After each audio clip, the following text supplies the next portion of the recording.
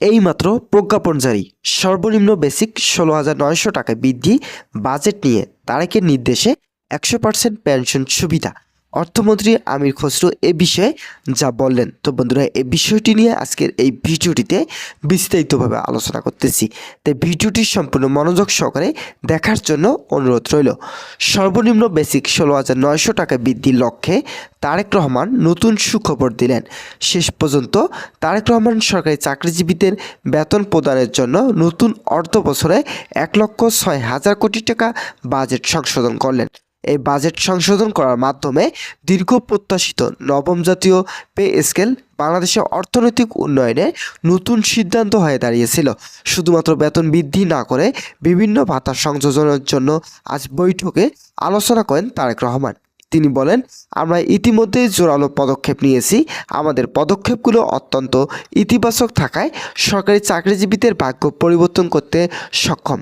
কেননা প্রতিটি সেক্টরে সরকারি কর্মচারীরা কম বেশি বৈষম্যের শিকার। তাই এখন যদি আমরা তাদের বৈষম্যগুলো নিরসন না করি, তাহলে কর্মচারীরা অর্থনৈতিকভাবে প্রবল ক্ষতির সম্মুখীন হবেন, যার ফলে আর্থিক সক্ষমতা বৃদ্ধি করতে পরিকল্পনা উপদেষ্টার সঙ্গে প্রধানমন্ত্রী তারেক রহমান ও পে কমিশনের চেয়ারম্যানের বৈঠক করেছেন। এই বৈঠকে বেতন বৃদ্ধির আলোচনা বিষয়গুলোর যথাযথভাবে তুলে ধরা হয়েছে। এছাড়াও গ্রেড ভিত্তিক নতুন যে তালিকা প্রস্তুত করেছেন তারেক রহমান, তা অত্যন্ত যুক্তিসম্মত ও বাস্তবধর্মী। পে কমিশন বলেন, আমরা স্বতঃস্ফূর্তভাবে বেতন বৃদ্ধির জন্য কাজগুলো বাস্তবায়ন করেছি। ইতিমধ্যে আমাদের কার্যক্রম প্রায় শেষ ভাগে পৌঁছেছে।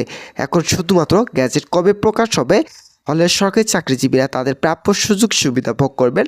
আগামী বাজেট আগ মুহূর্ত পর্যন্ত আংশিক আকারে সকল সুযোগ সুবিধা বাস্তবায়নের জন্য যে সিদ্ধান্ত দিয়েছেন তা গ্যাজেট আকারে প্রকাশ করা হবে। সরকারি চাকরিজীবীদের সকল দাবি ফিরিয়ে দেওয়ার জন্য আমলাতান্ত্রিক যত জটিলতা ছিল সকল জটিলতা দূর করা হয়েছে। তো বন্ধুরা, ভিডিওটি এই মুহূর্ত পর্যন্ত এসেও এখন পর্যন্ত যারা আমাদের এই চ্যানেলে নতুন সদস্য রয়েছেন তাদেরকে চ্যানেলটি সাবস্ক্রাইব করার জন্য অনুরোধ রইল। প্রধানমন্ত্রী তারেক রহমান সিদ্ধান্ত মোতাবেক সরকারি কর্মচারীদের সকল অগ্রাধিকার নিশ্চিত ও সচিবালয়ে জরুরি বৈঠকে চূড়ান্ত সিদ্ধান্ত এসেছে। যেহেতু সরকারি চাকরিজীবীরা পেনশন সুবিধা বৃদ্ধির জন্য তৎপর চালিয়ে যাচ্ছেন, তাই সরকারের পক্ষ থেকে অবসর সুবিধা শতভাগ পর্যন্ত বৃদ্ধির নতুন সিদ্ধান্ত গ্রহণ করা হয়েছে। আগামী বাজেটের আগেই বেতন বৃদ্ধির সুপারিশকে অত্যন্ত গুরুত্বপূর্ণ বলে মন্তব্য করে অর্থনীতিবিদরা। কেননা সরকারি কর্মচারীদের প্রত্যেকটি দাবি যৌক্তিক হওয়ায় সরকারি মহলের অত্যন্ত গুরুত্বপূর্ণ ইতিবাচক সিদ্ধান্ত বলে বিবেচিত হয়েছে। অর্থ মন্ত্রণালয় থেকে জানানো হয়েছে যে এবারের নতুন সিদ্ধান্ত অবশ্যই 15তম গ্রেড নির্ধারণ থাকবে। একই সঙ্গে যত বৈষম্য ছিল সকল বৈষম্য দূর করা হবে। দীর্ঘ 11 বছর থেকে সরকারি কর্মচারীরা যে ধরনের বৈষম্যের শিকার হয়ে আসছেন, তাদের মাঝে যাতে আর নতুন কোনো বৈষম্য উঠে না আসে সে বিষয়গুলো নিয়ে কাজ শুরু করেছে তারেক রহমান। একই সঙ্গে বাড়ি ভাড়া, চিকিৎসা ভাতা ও শিক্ষা ভাতা সহ অন্যান্য ভাতা সংযোজনের গুরুত্বপূর্ণ সিদ্ধান্ত নেওয়া হয়েছে। প্রধানমন্ত্রী বলেন, আমাদের সিদ্ধান্তগুলো বাংলাদেশের সরকারি চাকরিজীবীদের ভাগ্য পরিবর্তন করবে। কেননা ইতিপূর্বে যত বেতন স্কেল বাস্তবায়ন হয়েছিল সকল পে স্কেল থেকেই আমাদের নবম জাতীয় বেতন স্কেল হবে অত্যন্ত সহায়কমূল্য। ইতিমধ্যেই অন্তর্বর্তীকালীন সরকারের সকল সিদ্ধান্ত বাতিল করে সরাসরি নতুন বেতন স্কেল বাস্তবায়ন সুপারিশ ঘোষণা করেছেন সংশ্লিষ্ট ব্যক্তিবর্গ।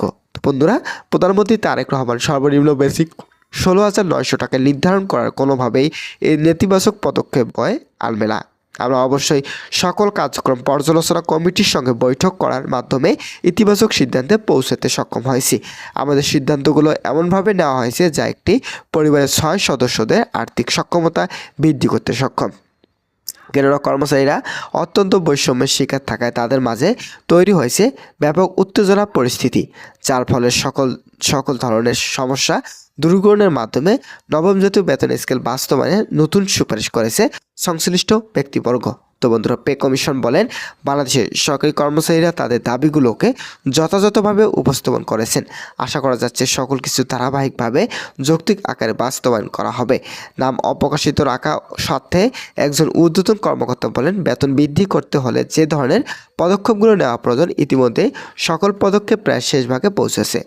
এখন শুধুমাত্র গ্যাজেট প্রকাশ করার মাধ্যমে চাকরিজীবীদের আর্থিক গতি ফিরিয়ে আনাই হবে নবনির্বাচিত সরকারের প্রথম এবং প্রধান দায়িত্ব। আশা করা যাচ্ছে নতুন অর্থ বছরে বাজেট সংস্থার নবম জাতীয় বেতন স্কেল দিয়েই শুরু হবে। তো বন্ধুরা, আজকের এই ভিডিওটি এই পর্যন্ত ছিল। আশা করছি আজকের এই ভিডিওটি থেকে অনেক উপকৃত পেয়েছেন। যদি কোনো ধরনের উপকৃত পেয়ে থাকেন তাহলে অবশ্যই চ্যানেলটি সাবস্ক্রাইব করে পাশে থাকার বেল আইকনটি অল করে রাখার জন্য বিশেষভাবে অনুরোধ রইল।